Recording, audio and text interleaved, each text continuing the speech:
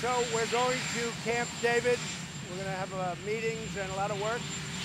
Coming back sometime tomorrow, but we're heading out right now to Camp David.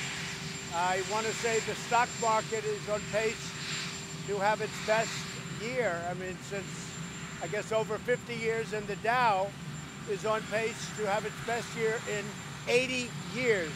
It's been 80 years since the Dow has hit. Tariffs are obviously doing very well because we're taking in billions and billions of dollars from China.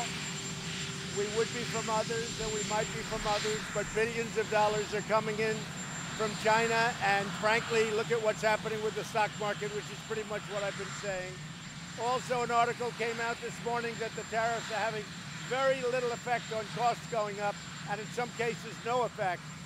That the countries that the products come from, they are bearing the cost, which is also what I've said. So the Dow is up. Looks like it could be an 80-year high. It's on track for an 80-year high. And the stock market itself is a 50-year high. So I'm sure you're all very happy about that, right?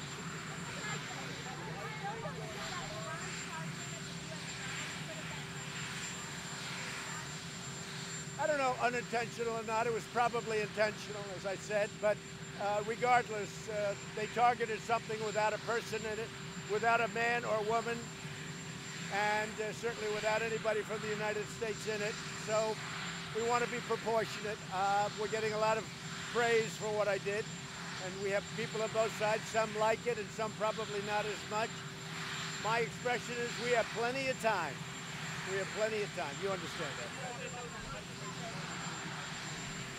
Yeah, these are people that came into the country illegally. They've been served. They've gone through a process of the courts, and they have to be removed from the country. They will be removed from the country. It's having a very big effect on the border. The fact that we're taking them out. The people that came into the country illegally are going to be removed from the country. Everybody knows that. It starts, during the course of this next week, maybe even a little bit earlier than that. And again, everybody that came into the country illegally will be brought out of the country very legally. Now, with that being said, the border is in much better shape. Mexico's doing a good job. We need Congress to fix the loopholes and fix asylum, and we will have the cleanest border there is. We don't know. We'll see. We'll see.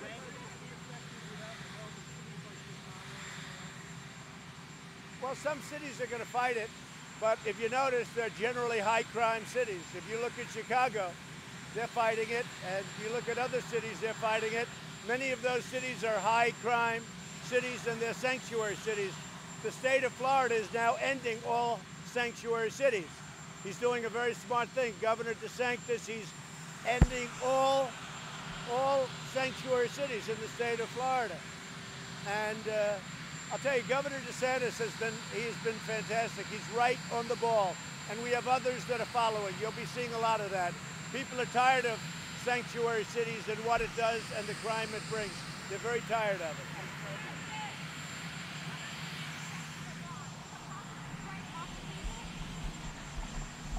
Well, we'll see what's with Iran.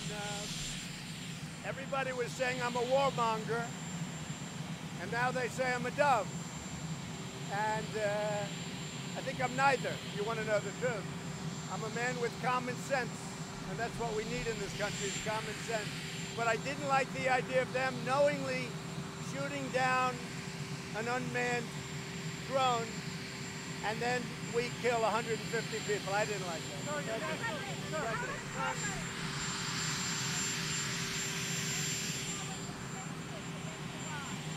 I can't hear. Yeah, we're moving forward with additional sanctions on Iraq. Good question. And some of them are in place. As you know, we have about as strong a sanction grouping as you could possibly have on any country, but we're putting additional sanctions on. They're going on slowly, and in some cases actually pretty rapidly. But Iran, additional sanctions are being put on Iran.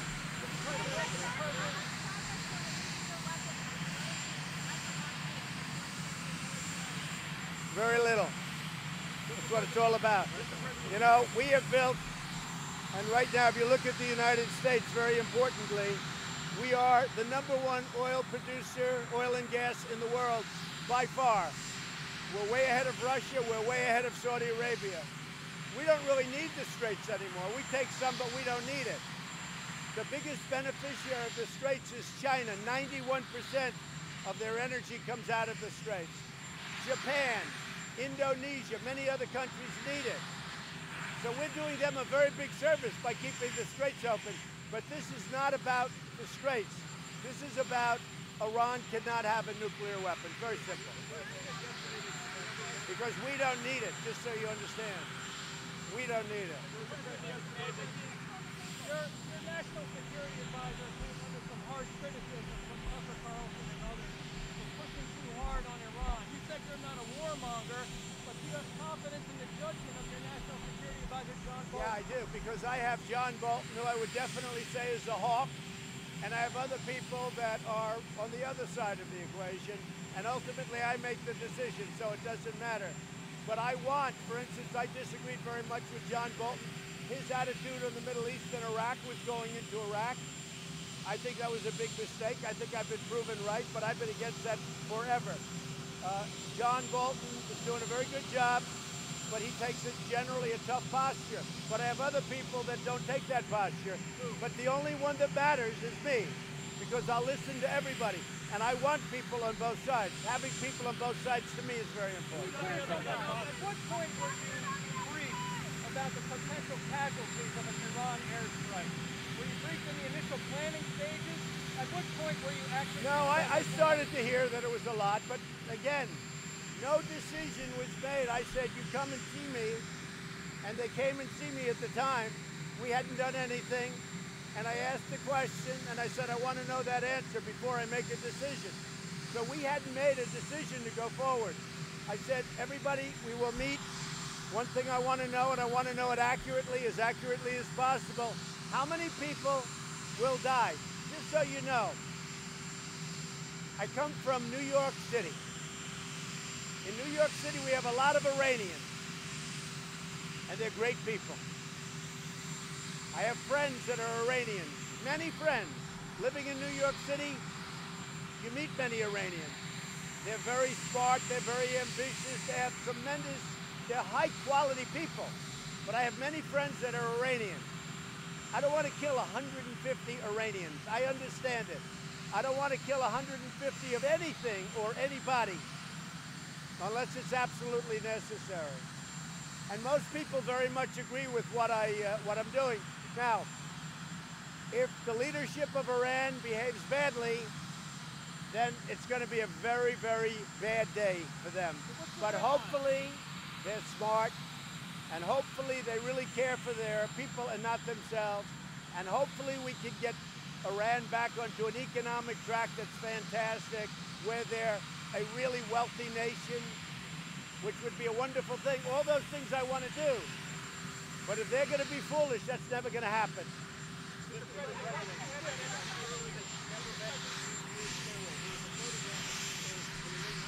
I have no idea who this woman is. This is a woman who's also accused other men of things, as you know.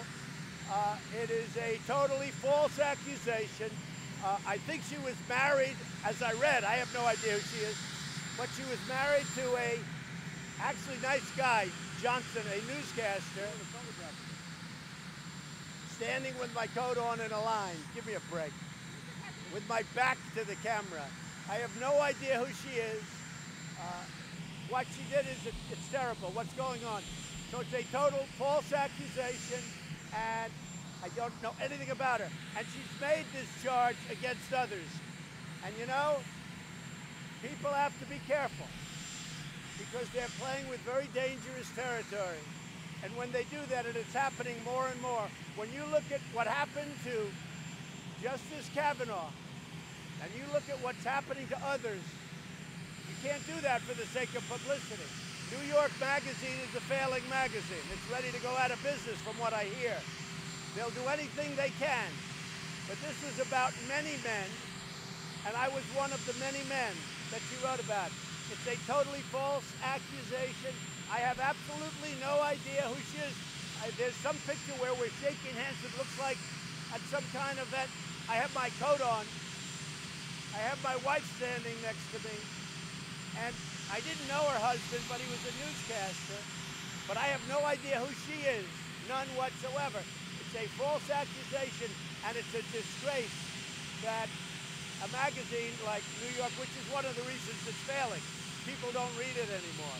So they're trying to get readership by using me. It's not good. You know, there were cases that the mainstream media didn't pick up, and I don't know if you've seen them, and they were put on Fox, but there were numerous cases where women were paid money to say bad things about me. You can't do that.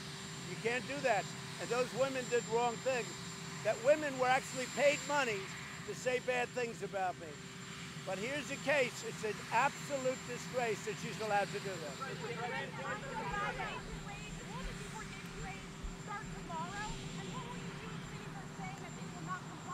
The deportation raids, as you call them, are really a group of very, very good law enforcement people going by the law, going by the rules, going by our court system, and taking people out of our country who came into our country illegally.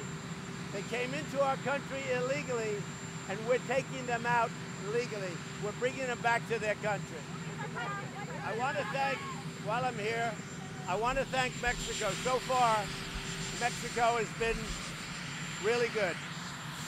They made an agreement, not probably because of tariffs, but they made an agreement, and so far they've really honored the agreement. A lot of things are changing, but again, if Congress gave us something quickly on asylum, something quickly on loopholes where we get rid of the loopholes, the border would be so beautiful, but the Democrats just won't do it. But maybe now they will, because there's no question you have a national emergency. They said that in the last caravan, they had hundreds of people that commit crimes trying to come into our country. We're not letting them. And now Mexico is bringing them back. But they had hundreds of people, hundreds, that were criminals in the last caravan. We cannot allow that to happen. We're not letting them in our country. One other thing, we're very focused on MS-13, getting them out.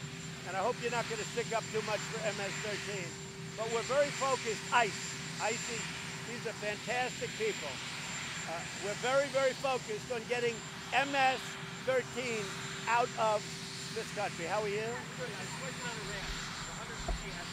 The 150 estimate, the 150 estimate that you got late on Thursday night. Why was that different from the estimate you got earlier in the day from your national security team? It wasn't really. I didn't talk too much about that. Again, no decision to go forward was made because I said we'll meet at a certain time before and nothing goes forward until we meet. I didn't want anybody doing anything. And when we met, they gave me a rough estimate earlier, but I wanted a more accurate estimate. The more accurate estimate were, I won't go into the number of sites, but you've guessed that pretty much right. You have in particular, all right? But it was the number of sites, and it was on average 40 to 50 people in each site. And when they shot down an unmanned plane or drone, I didn't like it. That came from an attorney in the Pentagon and through the White House. No, that came from me. No, I mean the estimate came through. It did, but it was given to me by a general. I had a long talk with Dunford. He's a great gentleman. He was. Dunford did a great job. Dunford is a terrific man, and he's a terrific general. Yeah. Will you talk about Iran? Yes. I'll be talking about Iran at Camp David, yeah. We have a series of meetings and, more importantly, a series of very well-connected phone calls. We have a great phone system up there, and as you know, so I'll be doing a lot of work. We may release it later. We may. Look, Iran right now is an economic mess. They're going through hell. The sanctions have hit them hard. More sanctions are going to be put on, a lot more. It's hard to believe you can even put on, but it's a mess. All I want is no nuclear weapons. Under the horrible Obama deal, he gave $150 billion He gave them 1.8 billion in cash. Think of that, in cash. Many plane loads of cash. Gave him 1.8 billion in cash, and he got nothing. But the thing he really didn't get was good inspection rights, because the most primary places you couldn't go to, you couldn't inspect. We haven't seen them in years. The other thing he didn't get is time, because in a very short number of years, they will legally be able to make a nuclear weapon. That's unacceptable. And remember this, the deal wasn't even ratified in Congress.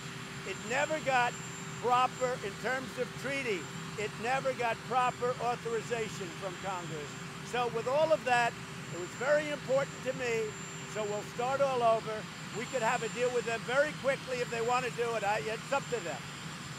But if Iran wants to become a wealthy nation again, become a prosperous nation, we'll call it, let's make Iran great again. Does that make sense? Make Iran great again. It's okay with me. But they're never going to do it if they think in 5 or 6 years they're going to have a nuclear weapon.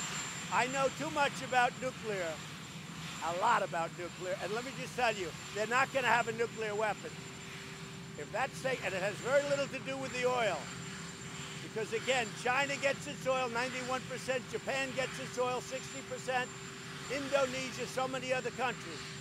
What it has to do with, very simply, is the fact is we're not going to have Iran have a nuclear weapon. And when they agree to that, they are going to have a wealthy country. They're going to be so happy, and I'm going to be their best friend. I hope that happens. I hope that happens, but it may not. Do you think it may have been different if it was 10 to 15 casualties instead of 100 or 115 casualties? Anything is a lot when they shoot down an unmanned, okay?